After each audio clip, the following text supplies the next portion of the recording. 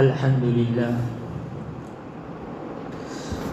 لله نحمده ونستعينه ونستغفره ونؤمن به ونتوكل عليه ونعوذ بالله من شرور أنفسنا ومن سيئات أعمالنا من يهده الله فلا مضل له ومن يضلله فلا هادي له ونشهد أن لا إله إلا الله وحده لا شريك له ونشهد أن سيدنا وسندنا وحبيبنا ومولانا محمدا عبده ورسوله صلى الله تعالى عليه وعلى آله وأصحابه وبارك وسلم تسليما كثيرا كثيرا أما بعد فأعوذ بالله من الشيطان الرجيم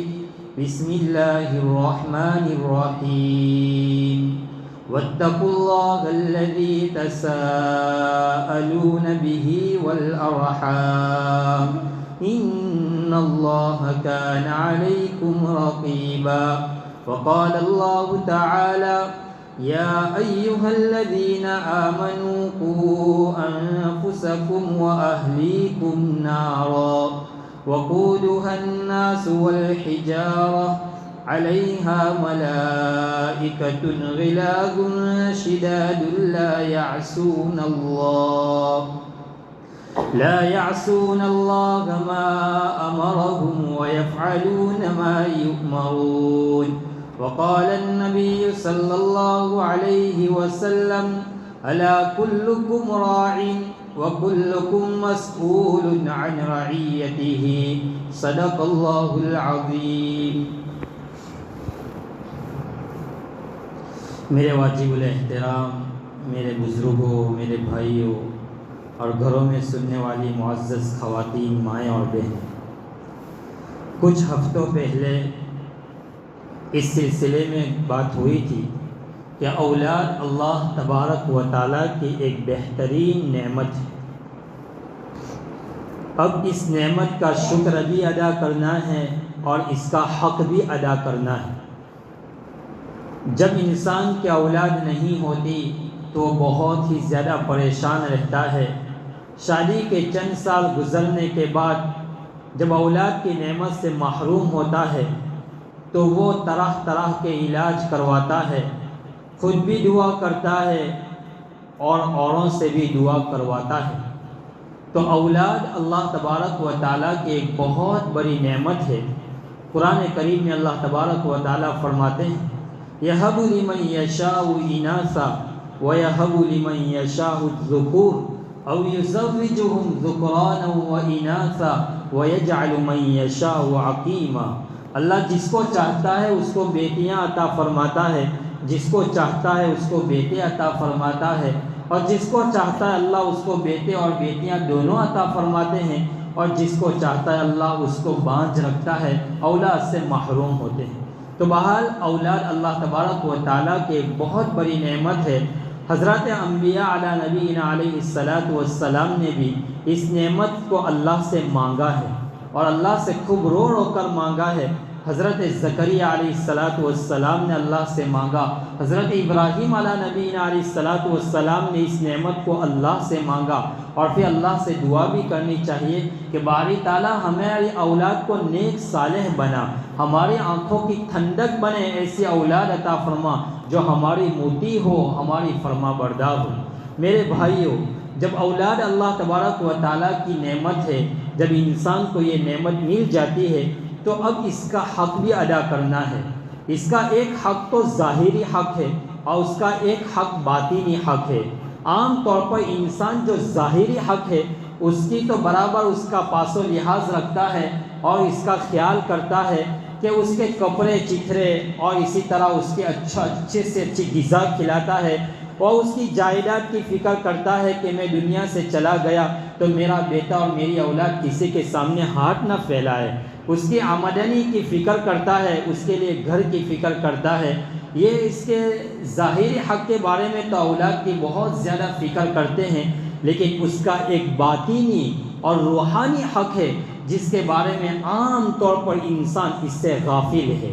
اس سے انسان غافل ہے کہ اس کا ظاہر تو انسان نے سنوارا اپنے اولاد کا، لیکن باطن اور روحانی تربیت کے بارے میں اس سے بہت کوسوں دور ہوتی جا رہی ہے. آج کی اس نسل اور آج کے ماں باپ اپنے بچوں کی، اپنے اولاد کی تربیت نہیں کر رہے ہیں. میرے بھائیوں، انبیاء علیہ نبینا علیہ الصلاۃ والسلام نے بھی اپنے بچوں کی اسی روحانی تربیت کے بارے میں بہت فکر مند رہتے تھے. حضرت یعقوب علیہ نبینا علیہ الصلاۃ والسلام جب دنیا سے جا رہے ہیں تو کہہ رہے ہیں اپنے بیٹوں کو بلا کر، ما تعبدون من بعدی، میرے بعد تم کس کی عبادت کرو گے؟ تو یہ جو یعقوب علیہ نبینا علیہ الصلاۃ والسلام اپنے بیٹوں کے بارے میں فکر مند تھے، وہ باطینی اور روحانی سلسلے کے اندر. میرے بھائیوں، کھانے پینے اور اوڑھنے بچھونے کی ذمہ داری تو اللہ نے لی ہے. انسان اندر سے بنتا ہے، انسان ظاہر سے نہیں بنتا. بہرحال میرے بھائیوں، انسان کا ایک جسم ہے اور انسان کی ایک روح ہے. انسان کا جسم زمین سے بنا ہے اور اس کی غذا بھی زمین سے بنی ہے. اللہ نے اسی انسان کو مٹی سے پیدا کیا. منہا خلقناکم وفیہا نعیدکم ومنہا نخرجکم تارۃ اخری، کہ ہم نے تم کو اسی مٹی سے پیدا کیا ہے اور تم کو اسی مٹی میں لوٹائیں گے اور پھر کل قیامت کے دن اسی مٹی سے ہم تمہیں دوبارہ پیدا کریں گے. تو معلوم ہوا کہ انسان مٹی سے بنا ہے اور اس کی جو غذائیں ہیں، خوراک ہے، غلہ ہے، سبزی ہے، وہ ساری ضرورتیں انسان کی اسی مٹی سے نکلی ہے اور اللہ نے اسی مٹی سے بنائی ہے. اور ایک چیز ہے روح. روح آسمان سے آئی ہے. قرآن کریم کے 15ویں پارے میں ہے، یسألونک عن الروح. لوگ آپ صلی اللہ علیہ وسلم سے سوال کرتے ہیں کہ روح کیا چیز ہے. اللہ فرماتے ہیں، قل الروح من امر ربی، اے میرے پیغمبر آپ انہیں کہہ دیجئے کہ یہ روح جو ہے یہ تمہارے رب کا ایک حکم ہے، ایک امر ہے. تو روح آسمان سے آئی اور اس کی غذا بھی آسمان سے آئی. قرآن و حدیث اور قرآن و شریعت و سنت کی تعلیمات آسمان سے آئی اور اس کے لیے اللہ تبارک و تعالیٰ نے جس کا انتخاب کیا وہ حضرت انبیاء علیہ السلام کا انتخاب کیا. میرے اور آپ کے نبی جناب محمد رسول اللہ صلی اللہ علیہ وسلم نے اسی تعلیمات کو لی اور امت تک پہنچایا تاکہ امت صحیح معنی میں ایک بہترین زندگی گزار سکے، انسان بن سکے، ایک صالح انسان بن سکے، معاشرے میں ایک اچھا فرد بن سکے.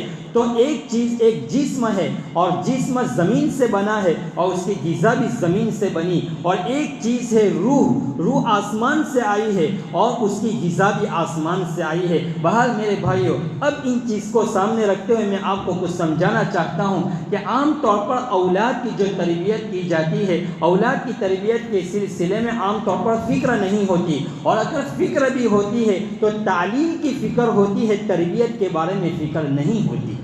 دونوں چیزیں ضروری ہے.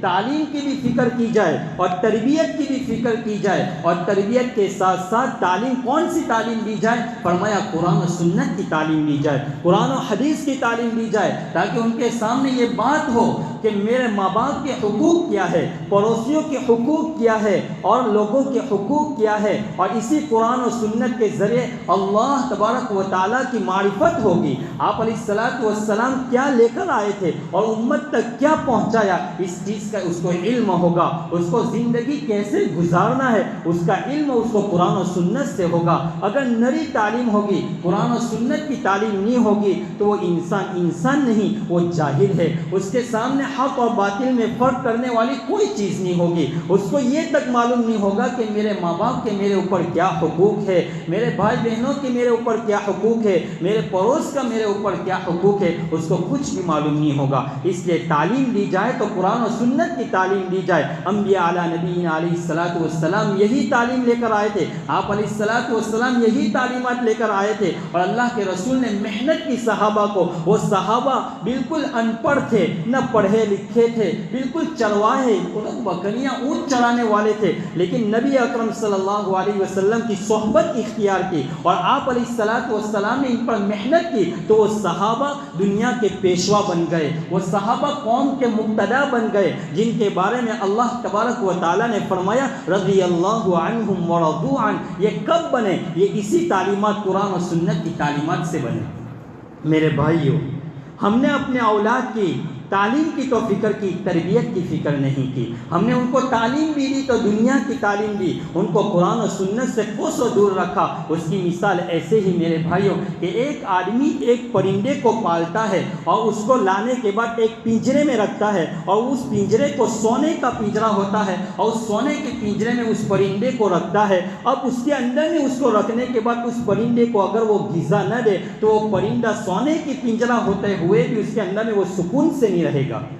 اس کو تو غذا چاہیے، اس کو غذا چاہیے، حالانکہ اس کا ظاہر جو ہے وہ سونے کا کھول ہے، لیکن اس کو کوئی فائدہ نہیں ہوگا۔ لیکن یہی پرندہ اگر آپ ایک لکڑی کے کھول اور پنجرے میں رکھیں گے اور آپ اس کو ان کے وقت کے اوپر غذا دیں گے، وہ پرندہ سکون کے ساتھ اس پنجرے میں رہے گا۔ میرے بھائیوں، ہم نے اپنی اولاد کو ظاہری پنجرا تو دے دیا، ان کا ظاہری ان کو سونا تو دے دیا، ان کی جائیداد کی فکر تو کی، ان کے لیے دنیا کے سارے اسباب کی فکر کی، اچھا سا اچھا کپڑا پہنا دیا، لیکن ہم نے فکر نہ کی تو اس کے باطن اور روحانی اور تربیت کے بارے میں ہم نے اس کی فکر نہیں کی۔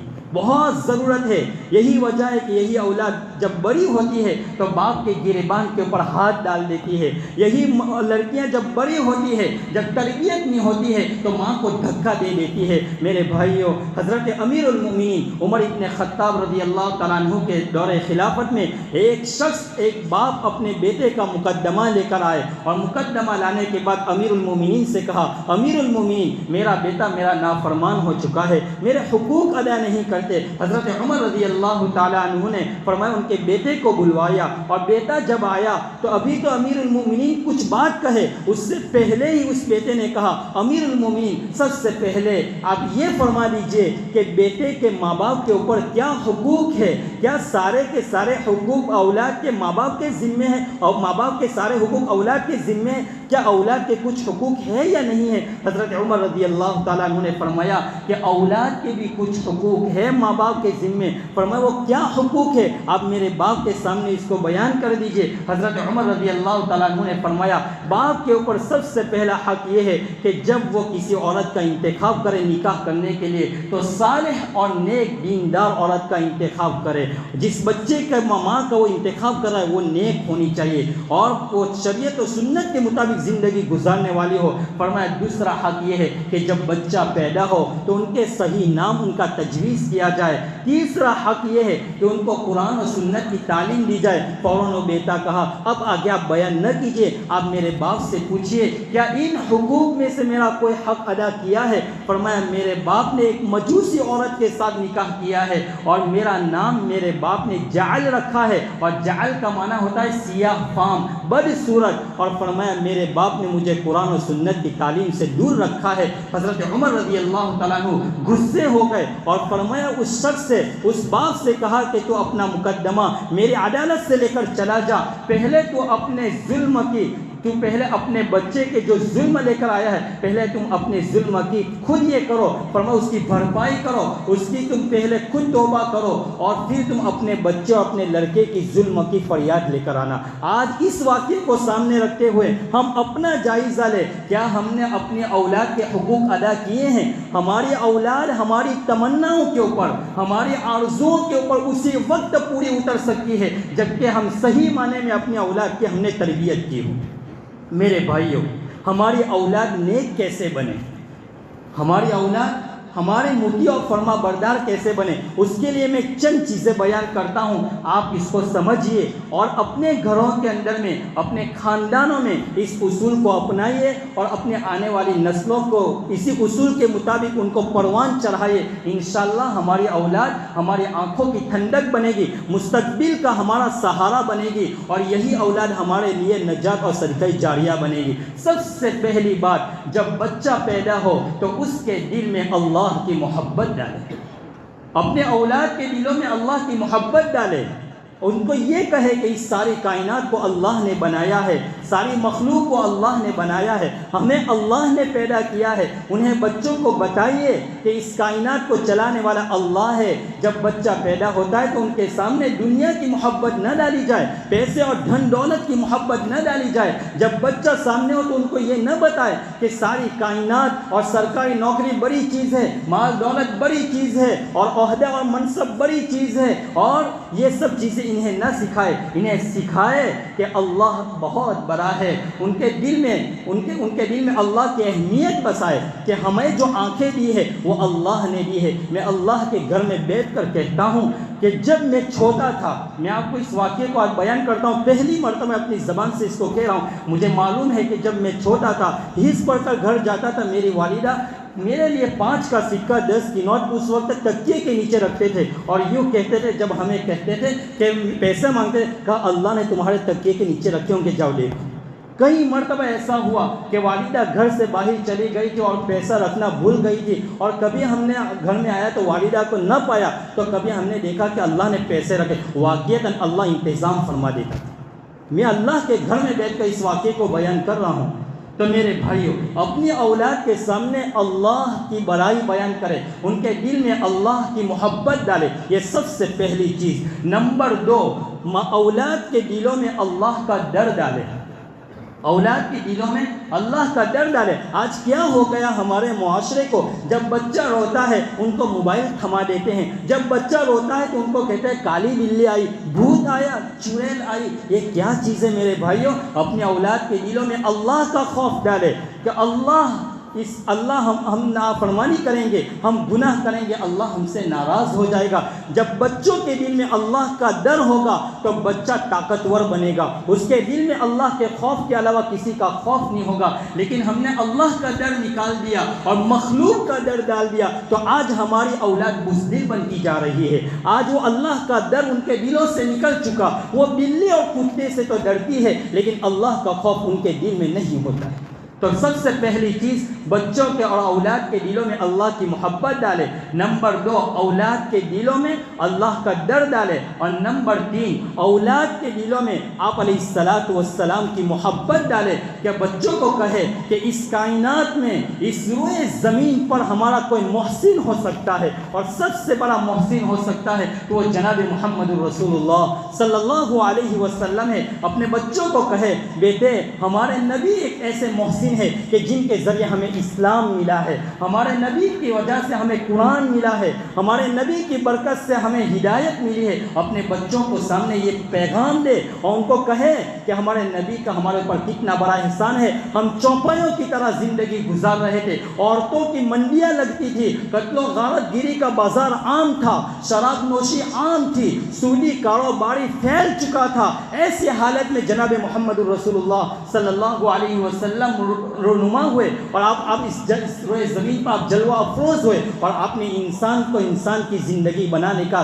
اور طریقہ سکھایا۔ یہ بہت بڑا احسان ہے اللہ کے رسول صلی اللہ علیہ وسلم کا۔ جب بچے کے دل میں اللہ کے رسول کی محبت ہوگی، یقیناً یہی بچہ کل بڑا ہو کر شریعت و سنت کے مطابق زندگی گزارے گا۔ یہی بچہ کل بڑا ہو کر نبی اکرم صلی اللہ علیہ وسلم کا وضع قطع اختیار کرے گا۔ میرے نبی کی چال کیسی تھی، میرے نبی کپڑے کیسے پہنتے تھے، میرے نبی کیسے تناول کرتے تھے، میرے نبی پانی کیسے نوش فرماتے تھے، یہی بچہ شریعت و سنت کے مطابق زندگی گزارے گا۔ جب بچے کے دل میں اللہ کے رسول کی محبت ہوگی، میرے بھائی، دنیا کا دستور ہے انسان جس سے محبت کرتا ہے اس کا فرما بردار ہو جاتا ہے۔ ان المحب لمن یحب مطیع، ان المحب لمن یحب مطیع، انسان جس سے محبت کرتا ہے اس کی فرما برداری کرتا ہے۔ تو نمبر 4، بچوں کے دلوں میں رسول اللہ صلی اللہ علیہ وسلم کی محبت ڈالے۔ نمبر 5، اپنی اولاد کے دلوں میں قرآن کی محبت ڈالے، اولاد کے سامنے قرآن کریم کی تلاوت کرے، اولاد کے سامنے قرآن کریم کو بوسہ دے، اولاد کے سامنے قرآن کریم کو اونچی جگہ پر رکھے۔ جب بچہ بار بار دیکھے گا، ہماری صبح کی جب آغاز ہو، ہمارا صبح جب ہو تو سب سے پہلے پہلے قرآن کی تلاوت ہو. یہ نہ ہو کہ موبائل لے لیا, کس کا میسج آیا, کس کا فون آیا, اور صبح اٹھتے ہی ابھی تو دعا نہ کی, اس سے پہلے ہی موبائل کھول کر دیکھنے لگے. ایسی زندگی نہ گزارے. ہماری صبح کا آغاز قرآن کریم کی تلاوت سے ہو. حضرت شیخ زکریا نور اللہ مرقدہ نے آپ بیتی میں یہ واقعہ لکھا ہے, اور مولانا الیاس صاحب رحمۃ اللہ علیہ ان کی دینی دعوت اس میں بھی یہ واقعہ ہے. حضرت شیخ فرماتے ہیں میری دادی جان روزانہ سال بھر یومی یا گھر کے کام کاج کے ساتھ 40 پارے پڑھتی تھی. ایک قرآن اور 10 پارے 40 پارے کی تلاوت کرتی تھی. جب وہ عورت میرے بھائی اتنی دیندار, اور اسی فرماتے ہیں حضرت شیخ کہ میری والدہ کے پیٹ میں جب بچہ تھا, یعنی میرے والد مولانا یحییٰ صاحب رحمۃ اللہ علیہ, حضرت شیخ آپ کی میں لکھتے ہیں فرمایا میری دادی جان وضو ہو کر قبلہ رخ بیٹھ کر قرآن کریم کی تلاوت کرتے ہوئے اپنے بچے کو دودھ پلاتی تھی اور قرآن کی تلاوت کرتی جاتی تھی. یہاں تک کہ حضرت شیخ لکھتے ہیں جب میرے والد نے بولنے کا آغاز کیا, بولنے کی شروعات کی, تو آدھے قرآن کے حافظ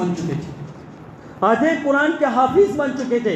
جب مائیں ایسی ہوتی ہے تو پھر ان کے پیٹ سے جنم لینے والی اولاد ایسی ہوا کرتی ہے. مولانا یحییٰ صاحب رحمۃ اللہ علیہ اور اسی ماں کے پیٹ سے جننے والے مولانا الیاس صاحب رحمۃ اللہ علیہ کہ جن کی دعوت کے اوپر اللہ نے ساری کائنات کے اندر میں دعوت و تبلیغ کو پھیلا دیا, دین کی دعوت کو پھیلا دیا, اور انہی کی نسل میں پھر اللہ نے شیخ زکریا رحمۃ اللہ علیہ کو پیدا کیا. انہی کی نسل میں پھر انہی کے اولاد میں اللہ نے حضرت جی مولانا یوسف صاحب رحمۃ اللہ علیہ کو پیدا کیا, جنہوں نے حیات الصحابہ جیسے عظیم الشان کتاب لکھی. یہ تھے وہ اکابر. جب مائیں نیک ہوتی ہے تو اولاد بھی نیک ہوتی ہے.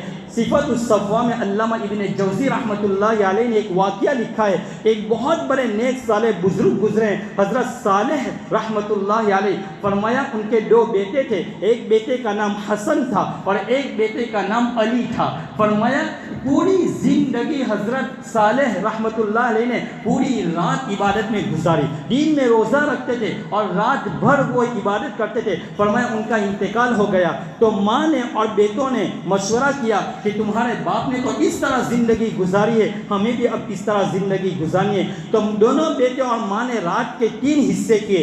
شروع کے حصے میں ایک بیٹا عبادت کرتا تھا حسن, اس کے بعد علی عبادت کرتا تھا, اور آخری پہر میں فرمایا ماں بیدار ہو جاتی تھی اور تینوں نے 10-10 پارے تقسیم کیے. فرماتے ہیں کچھ دن گزرے یا کچھ مہینے گزرے کہ بڑے بیٹے کا بھی انتقال ہو گیا. تو پھر ماں اور بیٹے نے دونوں نے تقسیم کیا کہ اب ہم عبادت کریں گے.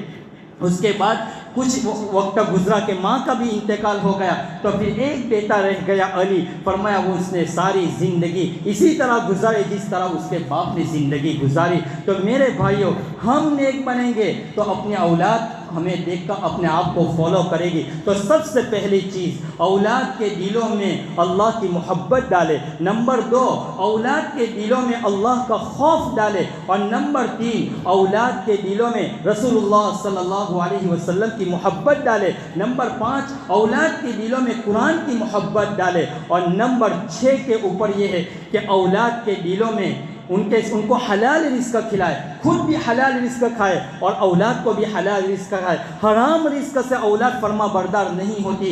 حرام رزق تو بہت دور کی بات, مشتبہ چیز سے بھی اپنی اولاد کی حفاظت فرمائے. حکیم الاسلام قاری محمد طیب صاحب رحمۃ اللہ علیہ نے خطبہ حکیم الاسلام میں ایک واقعے کو نقل کیا ہے کہ ہمارے ملک ہندوستان کے اندر میں ایک بادشاہ گزرا ہے. فرمایا خلیفہ محمد دوش رحمۃ اللہ علیہ خلیفہ بادشاہ گزرے ہیں. فرمایا ان کے باپ نے اپنے بیٹے خلیفہ دوش محمد کو ایک فوج لے کر بھیجا دشمن کے مقابلے میں. فرمایا ان کے ساتھ جہاد کرو.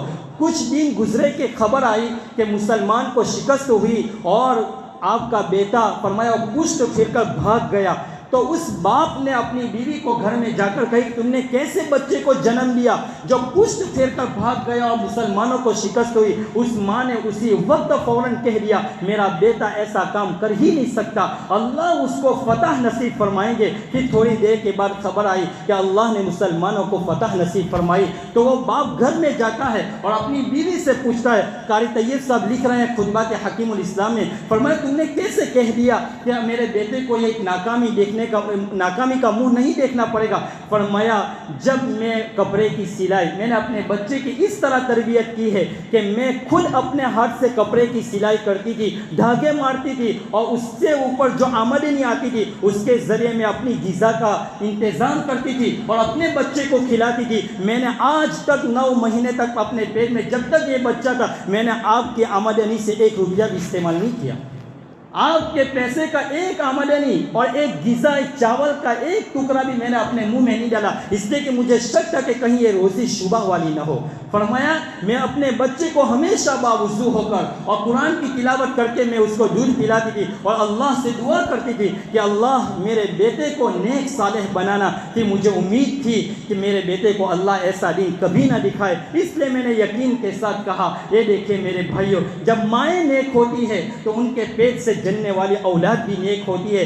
آخری بات کہہ کر اپنی بات کو ختم کر دوں، ہمارے ہندوستان میں سلطان شمس الدین التمش رحمۃ اللہ علیہ بہت بڑے اللہ کے نیک ولی اور بزرگ گزرے ہیں۔ فرمایا جب حضرت خواجہ بختیار کاکی رحمۃ اللہ علیہ کا انتقال کا وقت آیا، ان کا انتقال ہو گیا کہ انہوں نے ایک وصیت لکھی، میرے جنازے کی نماز وہ شخص پڑھائے جس کے اندر میں 4 صفتیں ہو کہ زندگی پر اس کی تہجد کی نماز فوت نہ ہوئی ہو، نمبر 2 کبھی اس کی اثر سے پہلے کی سنت فوت نہ ہوئی ہو، اور نمبر 3 کبھی اس کی تکبیر اولا فوت نہ ہوئی، اور نمبر 4 کے اوپر کبھی اس نے کسی غیر محرم کو قصداً نہ دیکھا ہو۔ فرمایا جب جنازہ سامنے رکھ دیا گیا، ہزاروں کا مجمع تھا، فرماتے کئی ہزار تو اکابر اور علماء تھے اور عوام کا بہت بڑا مجمع تھا، لوگ شمار نہیں کر سکتے۔ فرمایا جب یہ وصیت بولی گئی اور یہ کاغذ پڑھا گیا، کسی کی ہمت نہیں کہ کوئی آگے آئے۔ بہت دیر کے بعد حضرت شمس الدین التمش رحمۃ اللہ علیہ آگے بڑھے، کفن ہٹایا اور فرمایا میرے شیخ آپ نے میرے راز کو فاش کر دیا،